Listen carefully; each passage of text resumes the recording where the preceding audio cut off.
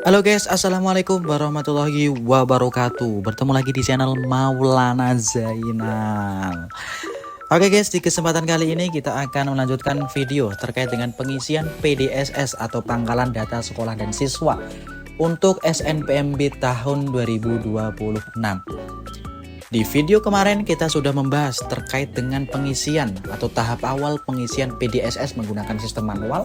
Dan hari ini kita akan melanjutkan sistem tersebut dengan pengisian detail kurikulum pada setiap semester di PDSS tahun 2026. Oke guys, tanpa panjang kali lebar kita akan lanjut menuju ke videonya. Tapi sebelum kita menuju ke videonya, jangan lupa kalian semua untuk subscribe, like dan komen channel ini supaya channel ini semakin berkembang dan semakin memberikan informasi-informasi buat kalian semua. Oke, langsung kita menuju ke videonya.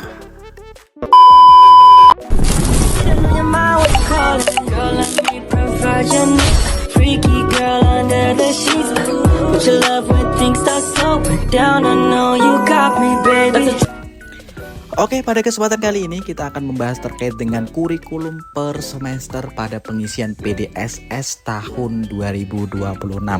Di mana kurikulum per semester ini adalah fase paling penting untuk pengisian PDSS tahun 2026. Karena ketika kalian salah penginputan pada sistem kurikulum, maka nanti akan terjadi kebingungan ketika penginputan nilai atau penginputan mata pelajaran di setiap kurikulumnya. Maka kalian harus memperhatikan apa-apa saja yang harus diinputkan pada fase kurikulum per semester ini. Oke, ini di depan kalian di layar ini sudah ada panduan pengisian PDSS secara manual di poin 6.1, di mana di sini adalah kurikulum per semester. Nanti akan aku jelaskan apa-apa saja yang harus kalian persiapkan untuk penginputan kurikulum per semester ini. Langkah yang pertama, pada kurikulum per semester di PDSS itu ada dua jenis kurikulum yang harus kalian gunakan atau yang bisa kalian gunakan. Yang pertama adalah kurikulum Merdeka. Yang kedua adalah kurikulum 2013. Di mana dua kurikulum ini adalah dua kurikulum yang sama-sama legal atau sama-sama masih aktif dalam penggunaannya. Ada sekolah yang masih menggunakan kurikulum 2013. Ada juga sekolah yang sudah menerapkan kurikulum Merdeka. Maka dua kurikulum ini masih relevan untuk dikerjakan atau masih relevan untuk digunakan pada sekolah kalian.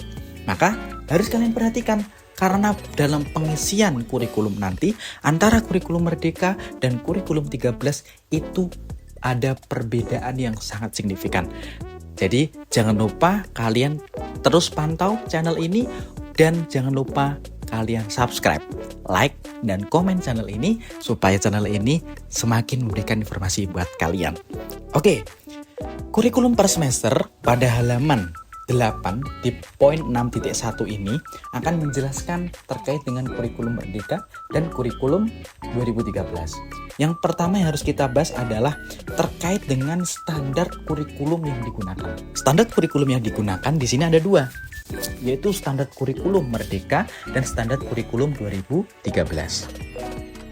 Nanti ketika kalian sudah penginputan pada sistem kurikulum per semester, nanti akan tampil sebuah tampilan yaitu terkait dengan penginputan kurikulum seperti ini, di mana sebelum kalian inputkan setiap semester ya di setiap tingkatan itu nanti akan muncul tulisan pilih kurikulum.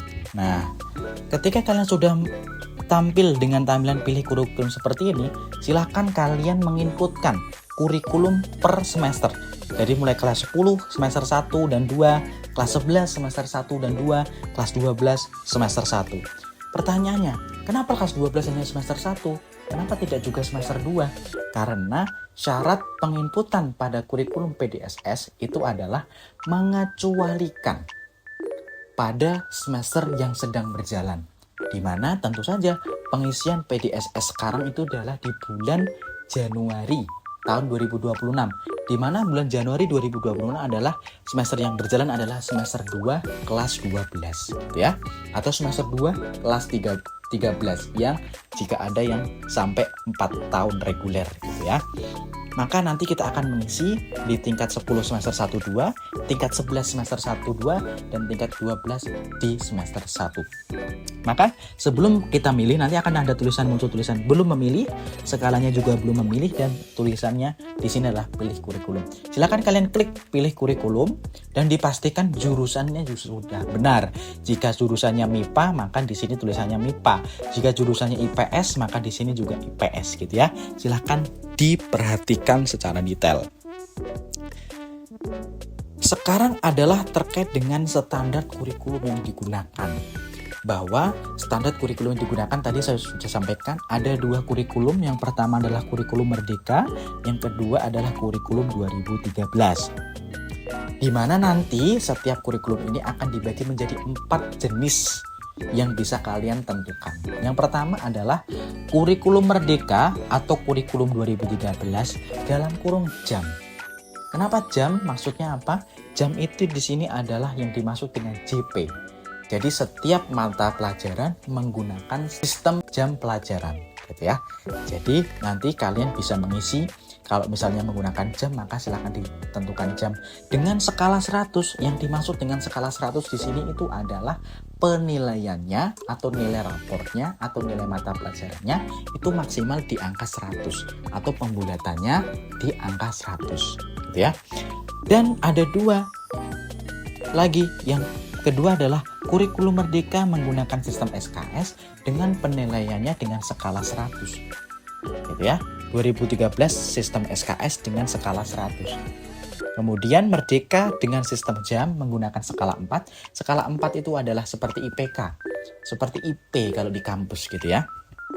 Kemudian ada yang menggunakan KTSP 2006. Tapi biasanya KTSP 2006 ini jarang sekali digunakan, jadi tidak perlu saya jelaskan. Nah, jika sekolah kalian menggunakan sistem atau standar di antara keempat jenis ini, maka silakan ditentukan salah satu dari 4 jenis ini. Biasanya rata-rata menggunakan skala 100 dan menggunakan sistem jam. Jika kalian Merdeka, silakan pilih kurikulum Merdeka jam skala 100. Jika menggunakan 2013, silahkan pilih kurikulum 2013 jam skala 100. Seperti itu. Setelah pengisian tersebut, nanti kita akan diarahkan pada tampilan seperti ini. Ya, tampilan kurikulum per semesternya seperti ini. Jadi yang tadi awalnya itu adalah belum tampil seperti ini, belum ada tulisan ya, masih belum memilih. Ketika kita pilih semua, maka nanti akan muncul tampilan seperti ini. Dimana di sini sudah ada standar kurikulum yang digunakan, skalanya juga sudah ada, dan di sini ada tulisan detail kurikulum dan hapus kurikulum. Seperti itu. Nah, nanti setelah kita memilih standar kurikulum yang digunakan, nanti kita harus mengisi satu persatu detail kurikulum yang kita gunakan. Nah, disinilah letak perbedaan antara 2013 dan kurikulum Merdeka. Di mana pada kurikulum Merdeka yang biasanya menggunakan jam dengan skala 100, maka tampilan mata pelajarannya akan seperti ini. Ya, di mana di sini ada tabel gitu ya, mata pelajaran, daftar mata pelajaran, kemudian jam yang digunakan, kemudian di sini ada keterangan wajib digunakan, dan di sini ada checklist yang akan digunakan nanti apa saja. Nah, cara pengisiannya adalah setiap mau mengisi mata pelajaran jam ini atau jam pelajaran ini, maka terlebih dahulu harus di checklist pada setiap poin mata pelajaran. Setelah di checklist, silahkan diisi ya. Mata pelajaran pendidikan agama ini berapa jam, pendidikan Pancasila ini berapa jam, dan ini diisi silahkan per semester gitu ya. Jadi kalau kelas 10 semester 1, nah silahkan diisi satu persatu semua yang di sini tulisannya wajib harap diisi dan wajib untuk diisi. Nah, tentu saja di SMA itu ada 2 tipe mata pelajaran, yaitu mata pelajaran wajib dan mata pelajaran pilihan. Nah, ketika nanti ada mata pelajaran wajib, maka wajib hukumnya untuk diisi. Nah, jika nanti di kurikulum Merdeka tersebut ada mata pelajaran pilihan seperti di bawah ini, ini mata pelajaran pilihan seperti ini, maka ini hukumnya nanti harus dipilih dulu, di checklist sesuai dengan mata pelajaran yang dipilih oleh siswa tersebut atau oleh sekolah tersebut. Ya, jadi silakan nanti lakukan checklist di sini untuk bisa mengisi pada poin atau menu jam seperti itu. Nah, setelah itu nanti silahkan nanti bisa mengisi satu persatu mulai dari jam sampai dengan mulai dari jenis yang mata pelajaran wajib dan pilihan. Kemudian silahkan lakukan ACC atau simpan pada checklist warna biru di pojok kanan bawah. Seperti itu. Nah, kalau kurikulum 2013, pada kurikulum 2013 yang menggunakan sistem berbasis skala 100, tampilan mata pelajarannya nanti seperti ini. Nah, inilah yang membedakan antara kurikulum Merdeka dengan kurikulum 2013. Di mana jika kita menggunakan kurikulum 13, maka nanti harus wajib untuk mengisi kriteria ketercapaian minimal atau KKM pada setiap mata pelajaran yang diujikan gitu ya. Jadi contohnya ini akan ada muncul KKM, jam, dan checklist yang nanti digunakan. Maka nanti hukumnya masih sama ya. Silakan mengisi checklist terlebih dahulu mana mata pelajaran wajib dan pilihan yang akan diinputkan pada aplikasi PDSS. Setelah itu silahkan inputkan KKM-nya, kemudian jam atau jam mata pelajaran yang berlaku pada setiap semester mulai dari kelas 10 sampai kelas 12. Setelah semuanya diisi, jangan lupa setiap pengisian silahkan nanti diakhiri dengan klik simpan pada pojok bawah kanan di tanda biru seperti ini. Setelah semua tersimpan, nanti akan muncul berhasil menyimpan data mata pelajaran seperti ini. Kemudian nanti akan lanjut pada proses yang namanya proses finalisasi data kurikulum seperti itu. Jadi setelah semua diisi, nanti harap difinalisasi pada menu finalisasi di finalisasi kurikulum seperti itu. Nah, ini finalisasi, kemudian silahkan nanti dicek di finalisasi kurikulum, silahkan dicentang, kemudian diklik finalisasi. Nah, setelah difinalisasi nanti artinya kurikulum per semester setiap semester nanti akan tersimpan dan secara otomatis nanti tidak bisa dihapus. Untuk pengisian selanjutnya adalah pengisian nilai di setiap masing-masing siswa eligible. Ya, itu tadi adalah tahap kedua terkait dengan pengisian PDSS secara manual. Yang kemarin kita sudah membahas tahap pertama yang harus diisi adalah profil, kemudian studi dan jurusan, kemudian langkah yang kedua adalah mengisi kurikulum beserta dengan detail kurikulum pada mata pelajaran per kurikulum per semester masing-masing. Oke guys, sekian dulu konten hari ini.